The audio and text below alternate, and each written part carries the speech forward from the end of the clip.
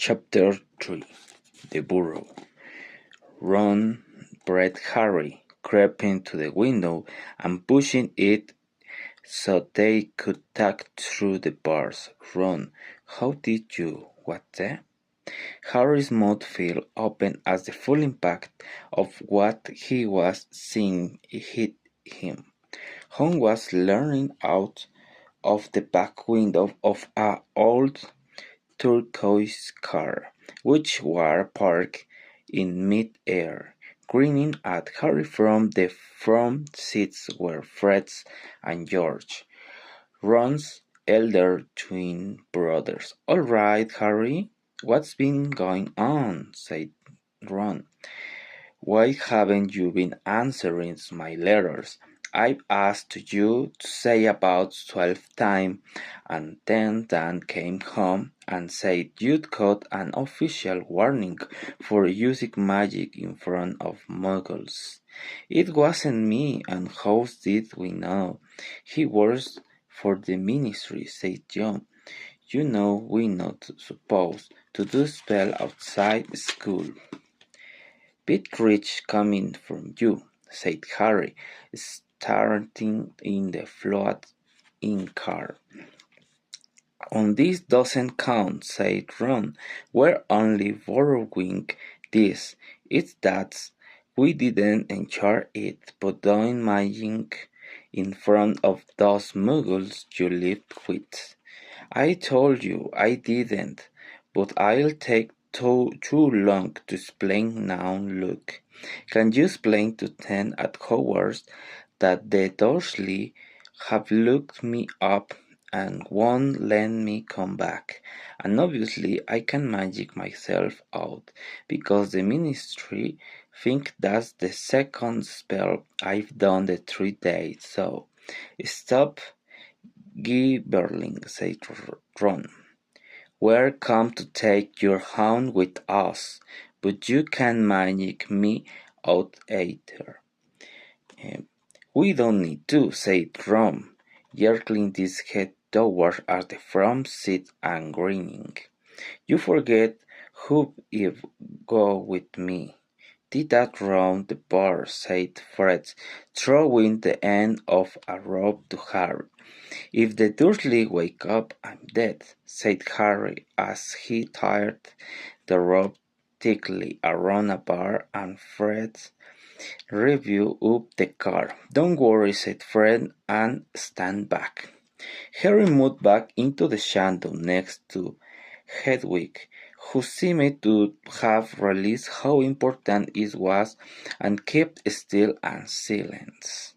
The car revved lower and lower, and suddenly, with a crunching noise, the bars were pulled clean out of the window.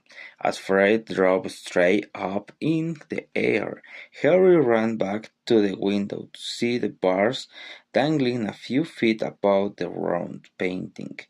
Ron hoisted them up into the car. Harry listened anxiously, but there was no sound from the Dursley bedroom. When the bars were safely in the back seat with Ron, Fred reserved as close as possible to Harry's window. "Get in," Ron said, "but all my Hogwarts stuff. By want my broomsticks." "Where is it?" "Look in the cupboard under the stairs, and I can out of his room." "No problem," said George from the front passenger seat. "Out of the way, Harry." Fred and George climbed carefully through the window into Harry's room. "You had to hand it to them," thought Harry, as George took an ordinary hairpin from his pocket and started to pick the lock. "A lot of wizards think it's a waste of time knowing this sort of muggle trick," said Fred, "but we feel their skills worth learning, even if they are a bit slow." There was a small click in the door swinging open. "So we'll get your truck. You grab anything you need from your room and hand it out your room. whispered George. "Watch out for the bottom stairs. It creaks," Harry whispered back, and the twins disappeared onto the dark landing. Harry dashed around his room, collecting his things together and passing them out to the window to room. Then he went to help Fred and George heave his trunk up the stairs. Harry heard Uncle Vernon's coat. Alas, panting, they reached the landing, then carried the truck through Harry's room to the open window. Fred climbed back into the car to pull with Ron, and Harry and George pushed from the bedroom side, each being each. The truck slid through the window. Uncle Vernon coughed again. "A bit more," panted Fred, who was pulling from inside the car on wood push. Harry and George threw their shoulders against the trunk, and it slid out of the window into the back seat of the car. "Okay, let's go," George whispered. But as Harry climbed onto the window, still there came sudden loud shit from the behind him, followed immediately by the thunder of Uncle Vernon's voice. "That's Rudy Owl. I've forgotten building." Harry tore back across the room as the landing light clinked on. He snatched up the heading cake, dashed to the window, and passed it out to Ron. He was scrambling back onto the chest and drawers then Uncle Vernon hammered off the unlocked door, and it crashed open. For a split second Uncle Vernon stood framed in the doorway. Then he let out the bellow like an angry bull and dived at Harry, grabbing him by the ankle. "Run, Fred, George!" seized Harry's arms and pulled at hers as they could. Petunia roared, "Uncle Vernon, he's wearing away! Yes, wearing away!" The worthy gave a gigantic tug, and Harry's leg slid out of Uncle Vernon's grasp. As soon as Harry was in the car and had slammed the door shut, Ron yelled, "Put your foot down, friend," and the car shot suddenly towards the moon.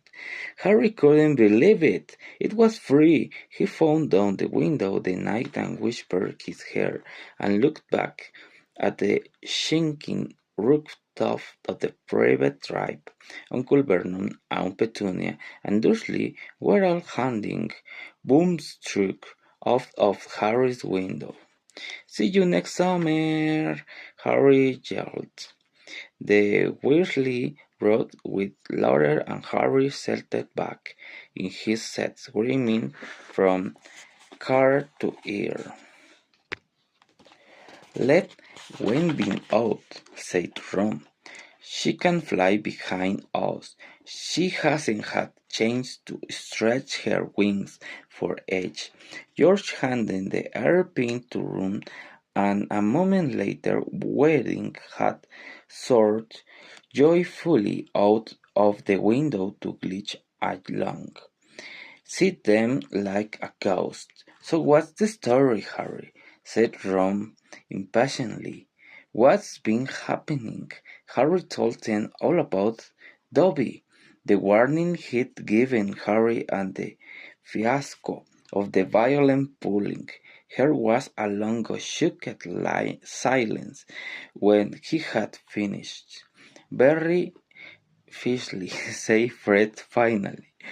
"Friendly Dougie," agreed George, "so he wouldn't even tell who was supposed to be planting all this stuff." "I don't think he could," said Harry. I told you every time. He got close to letting something slip. He started bending his hair against the wall. He saw Fred and George look at each other. What do you think? He was lying to me, said Harry. Well, said Fred, put it this way.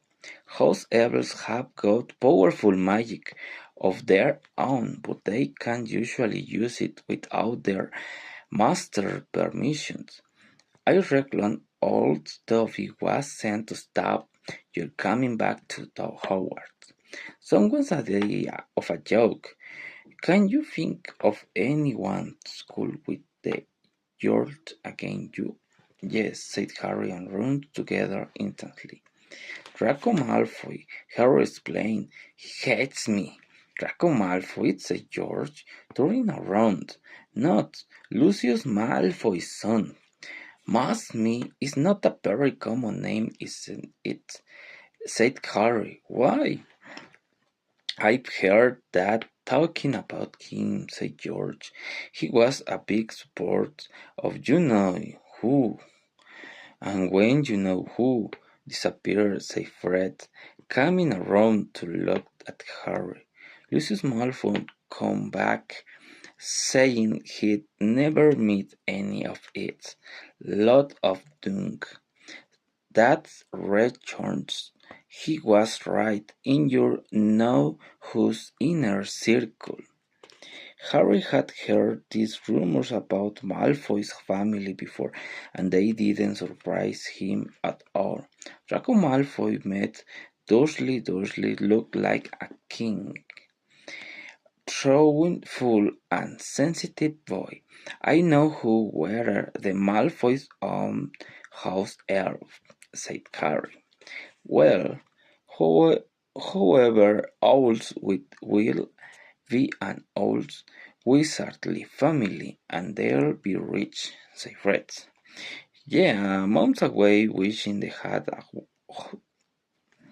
Yeah, mommy's always wishing she had a house elf to do the ironing, said George, but all were go to lovely old gold in the Arctic and gowns all over the garden. House elves come with a bit old manners and castles and places like that you wouldn't catch one in our house.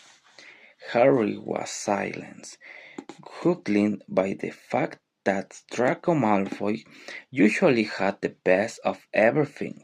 His family was rolling in wizard gold.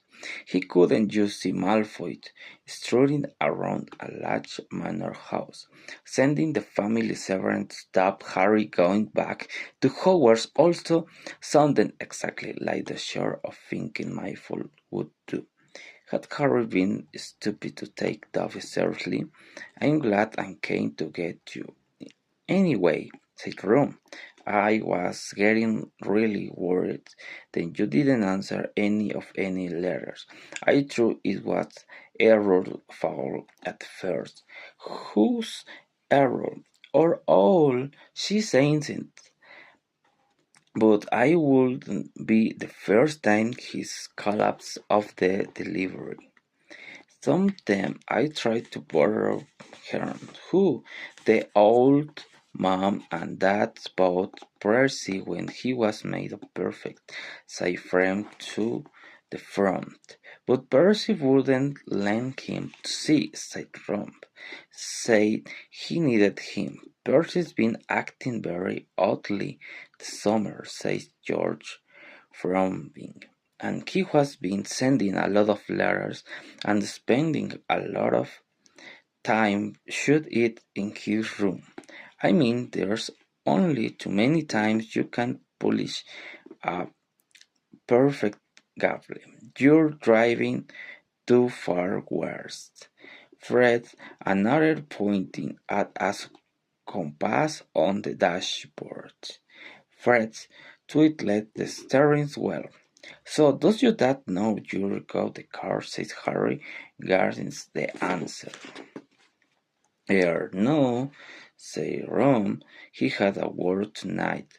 Hope you feel well, be able to get it back in the garage without Mont noticing where flew it.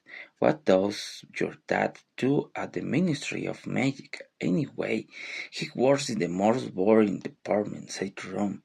The Ministry of Muggle Artifacts of it. The what? It's all to do with beginning things that are Muggle made, in case they end up back in the Muggle shop of house.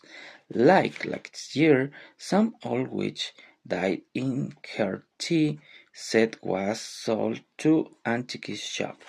This Muggle woman bought it, looked at this home, and is tried to serve her friends tea in it. It was a nightmare. That was working overtime for Wills. What happened? The tipper went berserk and squirted boiling tea all over the place, and one man ended up in hospital with the sugar tongues, claimed Beth.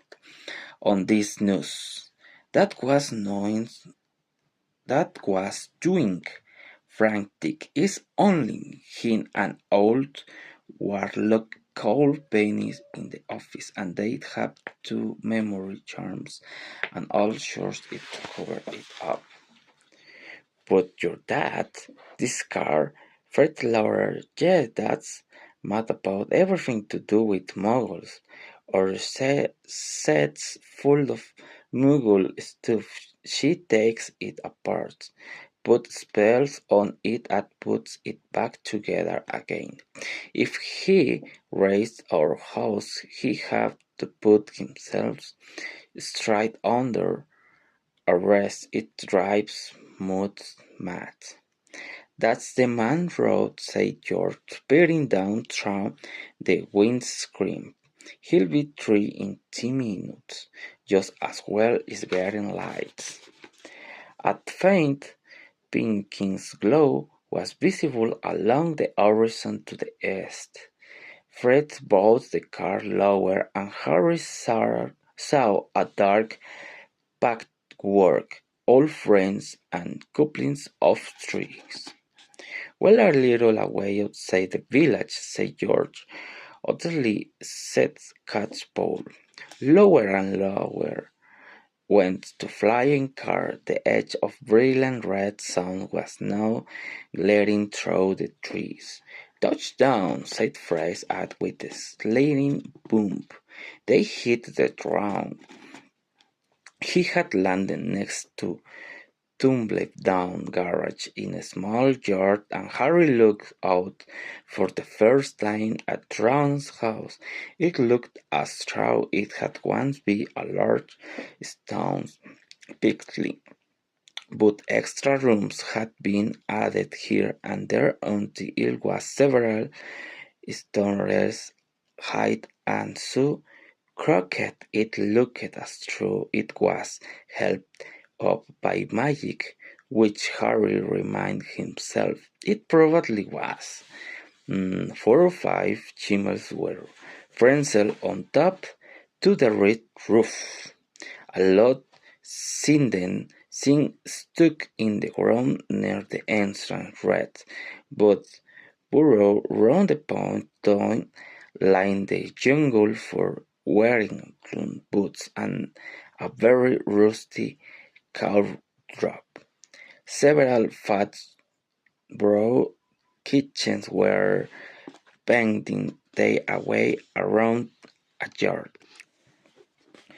"It's not much," said Ron. "It's brilliant," said Harry, happily thinking to the private drive. They got out of the car. "Now we'll go upstairs really quickly," said Fred, "and wait for Mom to call off for breakfast. Then, Ron, you'll come blown in downstairs going. Moonlock who turn up in the night, and she'll be all pleased to see Harry, and no one need ever know he flew the car." Right, said Ron. Come on, Harry. I sleep at the. Ron had gone a nasty green color, his eye fixed into the house. The other three wheeled around. Mr. Weasley was marching across the yard, scattering kitchen, and from a short, plunking-faced woman it was remarked how much she looked like a shaved-toothed tiger. "And say afraid out there," said George. Mr. Weasley came to half in front of them, she hands off her sheep staring from the Weasley face to the next. She was wearing a floral apron with one sinking out of the pocket. So she said, "Morning, Mum," said George, in what he clearly thought was a jaunty, winning voice. "Have you any idea how worried I've been?" said Mr. Weasley in a deadly whisper. "Sorry, Mum, but I see we had to." All three of Mr. Weasley's sons were taller than she was, but they covered at her range, broke over them. "Bed's empty. No notes. Can't over. Couldn't even crash it. Out of my mind with worry.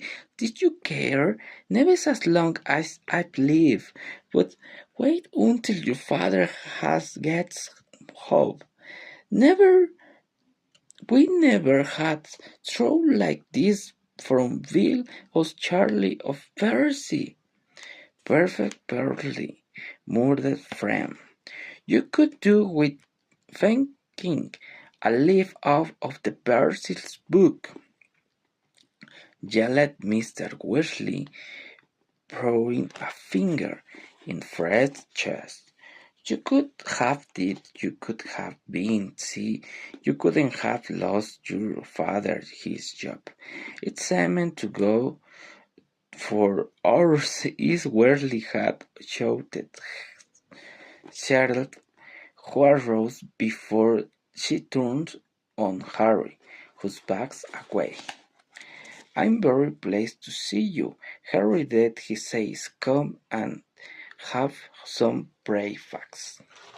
She turns and walks back to the house, and Harry, after nervous a glance at Ron, who nodded encouragingly, followed them. The kitchen was small and rather cramped. There was a scrubbed wooden table and chairs in the middle, and Harry sat down on the edge of his seat. Looking around, he had never been in a wizard house before. The clock on the wall opposite him had only one hand and no numbers at all, written around the edge. Even things like time to make tea, time to feed the kitchen, and you're late. Books were staked three depth to the mantelpiece, books with titles like Charm Your Own Cheese, Enchamblet, and Baking But 1 minute fits its magic, and unless Harry Ayres were the serving him, the old radio next to the sink had just announced that coming up as witching hour with the popular singing sources Celestina Warbeck. Mr. Weasley was clattering around, cooking breakfast and light has parsley, throwing dirty looks under sun as they threw sausage into the frying pan. Any one of the murdered things like to know what we're thinking of. I've never would like to believe it. "I don't blame your trees," said Arthur Happy, thinking 8 or 9 sausage into his plate. "Arthur and I have been worried about you too. Just last night we were saying we'll come and get in ourselves. If you hadn't written back to Roy by Friday. But really," She was now adding 3 feet eggs to his plate, flying an illegal curve halfway across the country. Anyone could have seen you. She flicked her wand casually, and the washing up into the sink, which began to clear itself, glinting gently in the background. It was cloudy, Mom said Fred. You keep your mouth closed while you're eating, Mr. Weasley snapped. They were standing him, Mom, said George. And you? Said Mr. Weasley. But it was with a singly softened expression than starting cutting Harry bread and buttering it for him. At that moment there was a diversion in the front of a small, red-haired figure in a long night-dress, who appeared in the kitchen, gave a small squeal, and ran out again. "Ginny," said Ron in an undertone to Harry, "my sister, she's been talking about you all summer." "Yeah, she'll be waiting you autograph." Harry grinned and friend, but caught his mother eye and bent his face over his plate without another word. Nothing more was said until all 4 plates were cleaned, which took surprisingly short time. "Blindy, I'm tired," Janet Fred, setting down knife and fork at last. "I think I'll go to bed, and you will not," snapped Mr. Weasley. "It's your own fault. You've been up all night. You're going to beat down the garden for me. They're getting completely out of hand again." "Oh, Mom, and you too," she said, glaring at Ron and George. "You can go up the garden," and added to Harry, "You didn't ask them to fly and wear the card." But Harry, who felt right awake, said quickly, "I ain't helped Ron. I never seen I've gnoming. He was very submit to you, dear, but it's dull work," says Mr. Weasley. "Now, let's see what Lockhart's got to say on the subject." And they pulled a heavy book from the stack on the mantelpiece. George grounded. "Mom, we know how to the begun at garden." Harry looked at the corner of Mr. Weasley's book, written across in a fancy gold letter when the words "Gindeo Lookbards Guides to Household Best." There was a big photograph on the front of a very good-looking wizard with wiry blonde hair and brilliant blue eyes. I'd always in the wizard think a word. The photograph was moving the wizard, who Harry supposed was Gilderoy Lockhart. Keep winking sheepishly up at then old Mr. Weasley leaned down at him. "Oh, she's maravilloso," said he. "Knows his household past. All right, it's a wonderful book." "Moon fancies him," said Fred. "It's a very audible whispers." "Don't be so ridiculous, Fred," said Mr. Weasley, her cheeks red pink. "All right, if you think you know better than Lockhart, you can go off then off with it, and woe betide you if there's a simple nothing in that garden when I come out to spend it." Yawning and glooming, the Weasley slouched outside, with Harry behind them. The garden was large, and in Harry's eyes exactly what the garden should be. The Dursley wouldn't have liked it There were plenty of weeds, and the grass needs cutting, but there were gantling trees all around the walls, plants Harry had never seen, sleeping from every flowered, and a big garden pond full of frogs. Muggle have garden gnomes.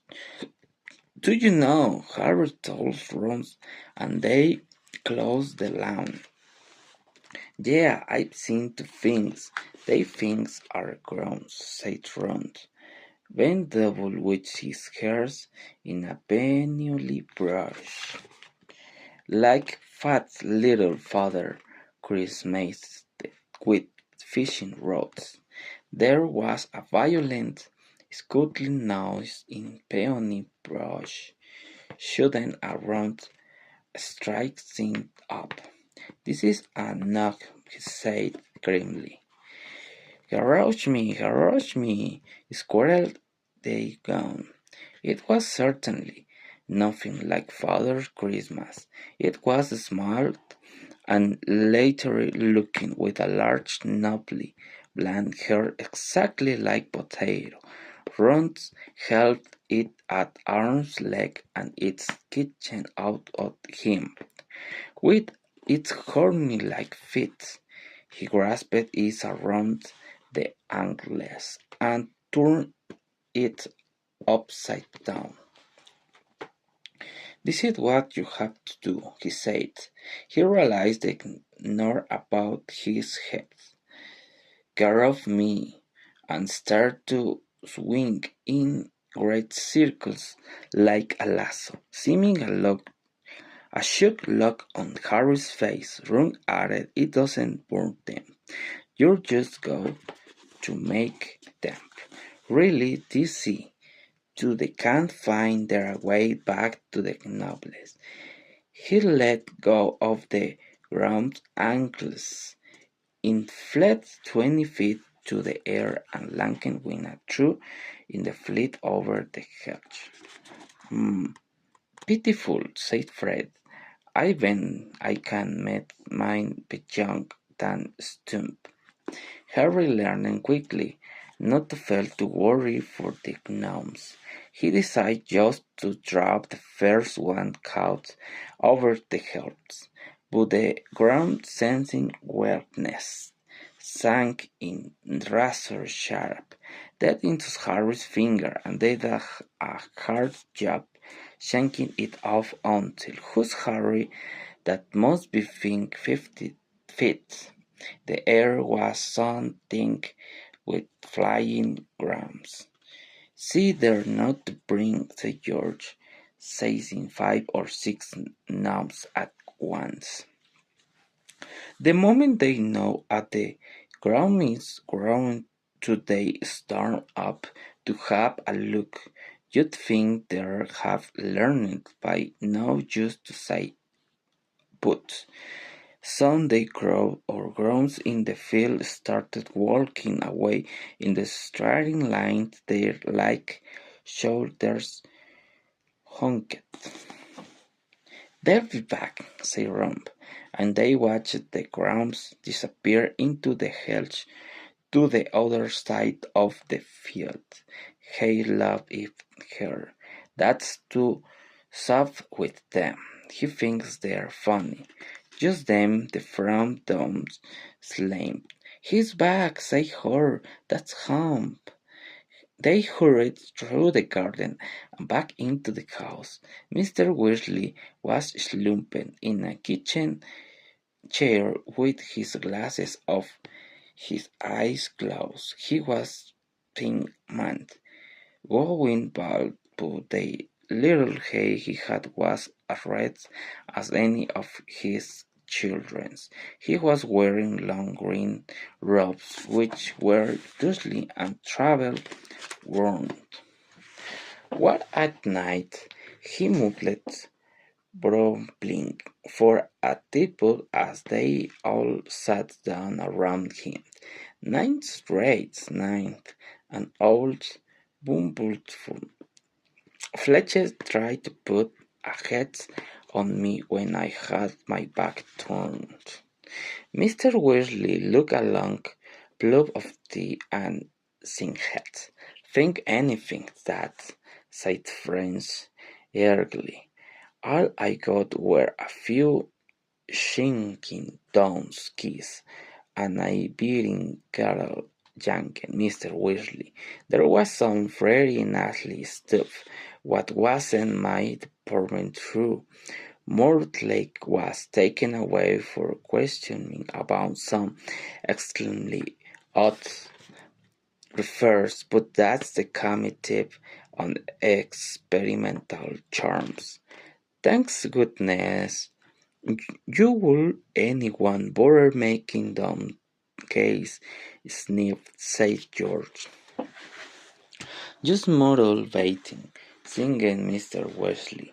Sell them a key that keeps shirting to nothing till they can never find it's them they need it. Of course it's very hard to convince anyone, because no morals would admit their case getting sinking. There isn't they just keep losing it.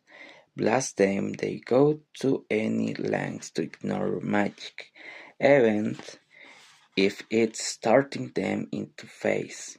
But the things a lot have taken to enchanting you wouldn't believe.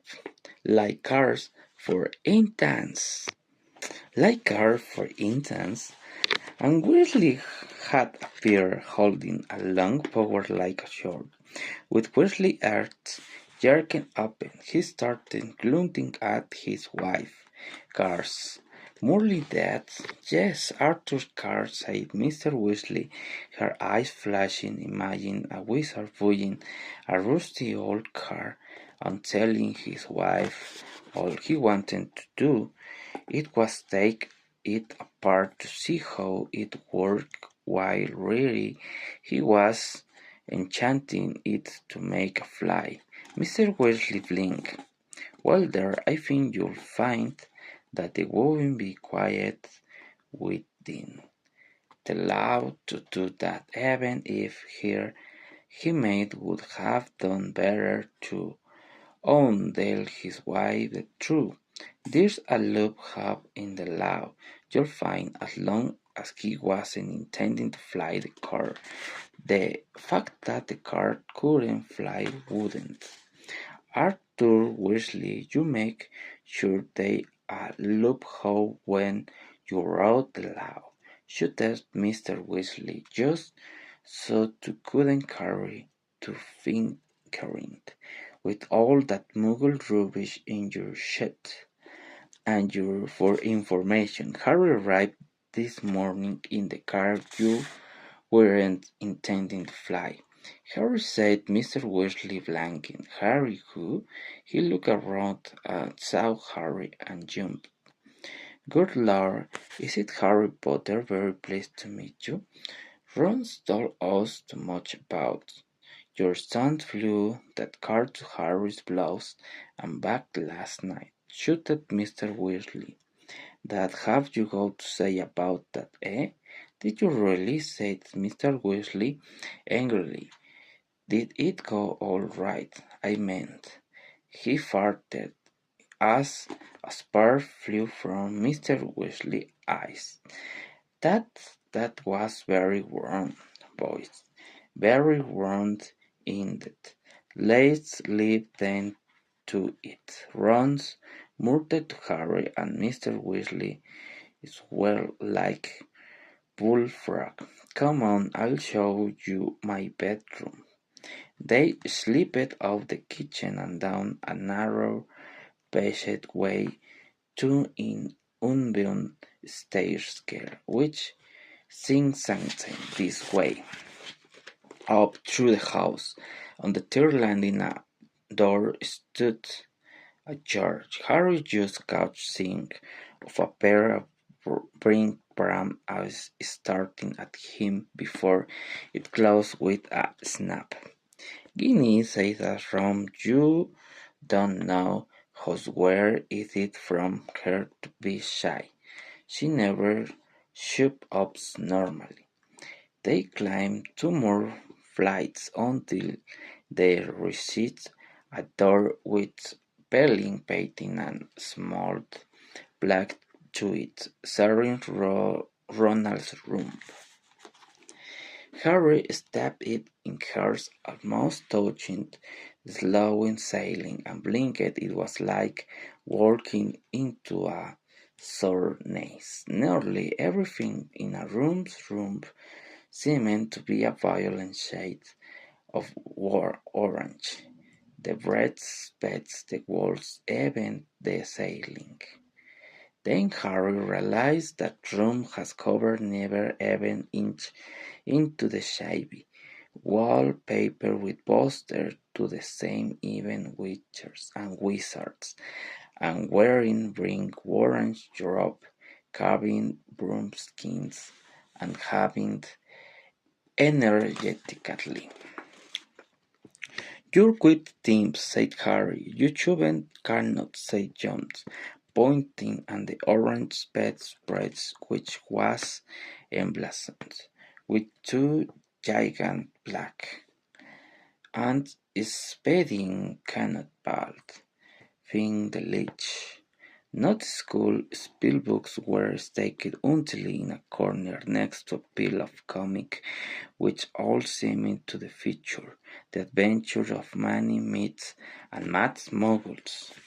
Ron's magic wand was lying atop on a fire stand full of frog-span of the window, still next to the fat green rat Scrambles, who was nosing in a patch of suns.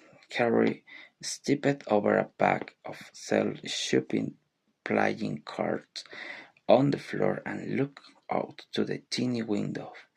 In the field car below, he could see again a grounds sneaking by one back through the whirly hedge.